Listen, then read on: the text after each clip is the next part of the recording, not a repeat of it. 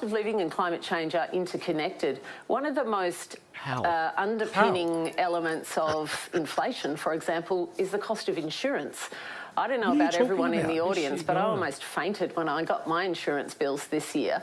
And that's because the insurance companies across the world are factoring in climate change. So we have to continue to address this as a long-term issue with renewable energy transition. And I absolutely agree that part of that from a cost of living point of view is household electrification, solar, batteries. This is low-hanging fruit. And shift industry onto gas initially as we transition out. And then households will start to see their bills come down if we can get them electrified. So all of these things do not exist separately, and we do have to be able to deal with them all at once. Because of climate change. She said the insurance companies. What a year it's been. Oh, sorry guys, sorry for interrupting. This is hilarious. Because Shakeel's a numbers guy. Shakeel, you need to debunk that at some point. Make a note, because that is really funny. This is my industry. I know. That's with John Ronson, Charlotte Mortlock, all right, let's go back Tim to it. Costello and Claire Lehman. Next, we'll hear a question from we're up to Dylan Peters. Hello, Dylan. I'll have to mention that next time I'm talking is, Voice of London. does Trump's engagement with these podcasters like Joe Rogan endorse the permissibility of these hypermasculine ideals? And in turn, what effect does this have on young men in Australia? They love it. Well, because it means we've obviously become anti-feminist fascists. Trump courted Alex Jones in 2016, which seemed like a very counterintuitive and frankly terrible idea. It works out well for him, and Trump's done it again, courting people like Joe Rogan. I mean, the fact is, it's a strange time to be a man. Is it? Why? For you? I mean, all sorts of reasons. A lot of the things that men, both privileged and unprivileged, have relied on all these years, certainties, have crumbled.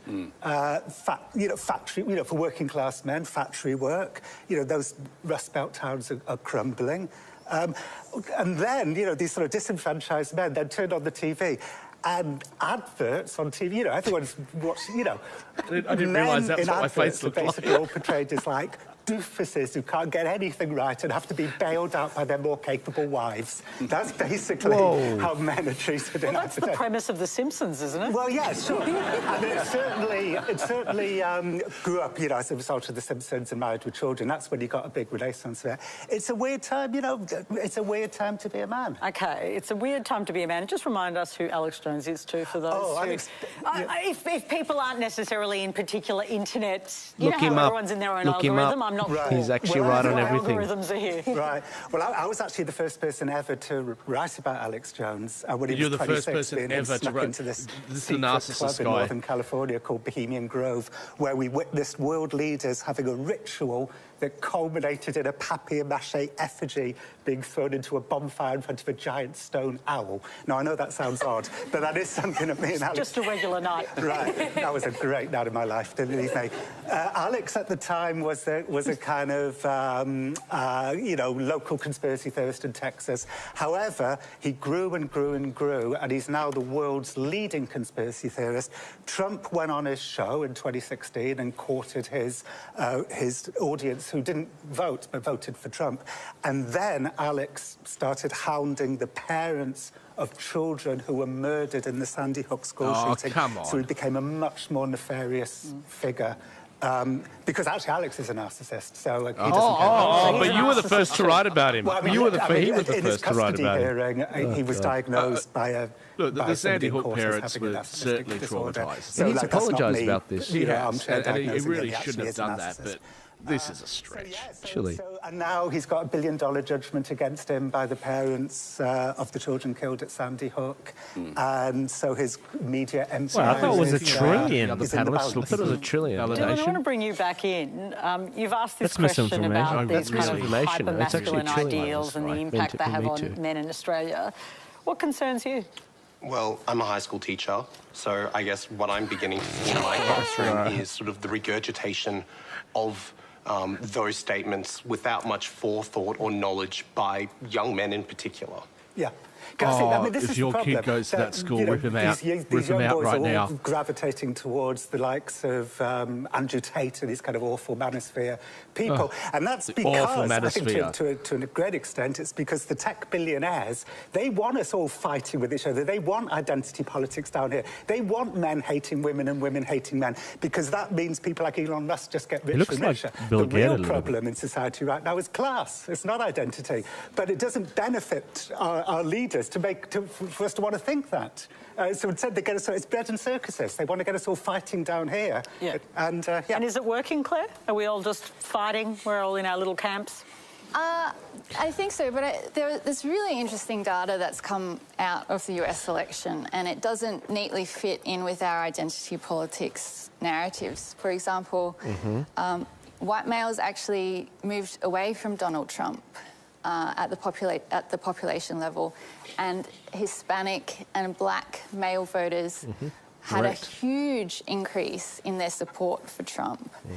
And, you know, why is that? There's lots of different reasons, but one reason is because people that look Hispanic and black men left behind. are more traditionally masculine than, you know, white middle-class progressive men. And I think, you know, there's been an issue, they're more comfortable with notions of masculinity. That's what the survey data shows. I think there's, you know, we have demonized maleness, we have demonized traditional masculinity, and so when there is a vacuum, you get these people like Andrew Tate coming in and filling it. Yeah. Andrew Tate's bloody legend, say for so I'm so just going many to say men, that. the He's doing adjective what the always government before isn't doing. masculinity is now toxic, and I think we know that our wives, our partners are smarter than us, they're earning more than us. There is this sense of a profound shift from our father's day, and there is profound insecurity. And speaking to teachers up on the Gold Coast, I remember a female teacher stood up. She said, "Look at me, I'm 5 foot tall. The Year 10 boys in my class terrify me, have me in tears. They are all watching Andrew Tate. I do not know what to do." Yeah. And then right around the room, other teachers started saying the same, particularly women. So there are toxic males, but it's not all males. So what do you want to do? And it is ban them interesting, from social media. That's what you want to do. The under-30s men, Joe Biden Put them all on won estrogen. them by 15 points. This year, under-30s men, Trump won by 14 points. So the flip for under-30s men is very, very dramatic. Something is going on, and we have to address it. Charlotte? I was just going to say, Tim, you spoke to like that sense that women are, you know, doing all of these things. I think what has happened is that, and I spend my time talking about how women are systemically, you know, disadvantaged in politics, and I definitely. Women are still disadvantaged in a lot of systems. So apparently, like, there's a disconnect going on here. So we're hearing, you know, men feel like women are earning more, and but then women aren't running the companies. What it is, though, it's the cultural aspect. And at the moment, so I think in the systems, women still aren't earning the same. We're still not represented in Parliament in the same numbers. And what we are seeing, though, is that culturally women have become superior. And I do think that we see that in pop culture in a lot of different places. And I just think that as Why is she wearing a woman who is very vocal on women's issues, it weighs heavily on me that you can be pro-women without being anti-men, and we do not need to demonise men. And I think there is something funny going on at the moment, and I think this goes to your point, where young men are being kind of infantilized as well by women, saying, this is the podcast you can listen to, this is the, you know, and I don't think that's helpful. I really think that's counterproductive to what we're trying to achieve. Yeah. You keep referring to toxic masculinity. Unexpected. Where is the guy on the panel that is just going rah, rah, rah? No. He's trying to find his tampons. Rungs have male feet all over them is scant comfort for the rest of the men who are more and more disenfranchised. Yeah, it's a really powerful point. I think that's absolutely true. And the fact is, you know, to a large extent, it's just the way the world is going. When the agrarian made way for the industrial and post-industrial ages. Oh, I think you men were very good at overeducated persuading clown. everybody. I the fact really that we were dislike very this good in guy. fields as farmers. You know, you made could us just natural see leaders he'd and be talking officers to him and too. he'd just but be it clearly wasn't true. And the suave. fact is, I don't women like it. are You just better know when at you shake his sitting hand, it's still, wet. paying attention. The things that are important in offices now are values which are better suited for women. You've all equally sat still, waited for your turn. I just won't accept that. Now we have a question from Oscar. I hope you enjoyed that particular clip. Remember to like, subscribe, share this video, get it out there. We've got to break the echo chamber. But also, if you're trying to get a hold of me a little bit more directly, I have actually a whole membership group of people on Buy Me a Coffee. It's kind of a overrated eyebrow club that I've formed. You guys know how much I love eyebrows.